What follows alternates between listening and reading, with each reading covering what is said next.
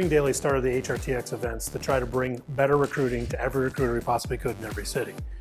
Because we have a structured curriculum, they'll be able to come to multiple events, not just come to one and feel like, oh, I learned everything. Bing does headshots, and headshots are different than faces. It's a different geometry.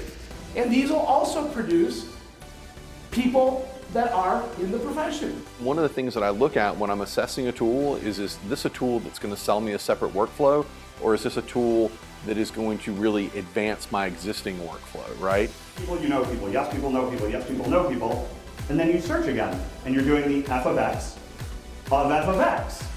And guess what? You do that again, and then guess what the next one is? F of x of f. That's it guys, that's AI, congratulations. You know what that is now. So any data you can give it makes it better for it to be able to do that incremental search lookup. But again, within just 2 or 3 mouse clicks, you've gone from a page that's interesting to a page that's completely actionable, right? I would actually recommend your entire team come to this.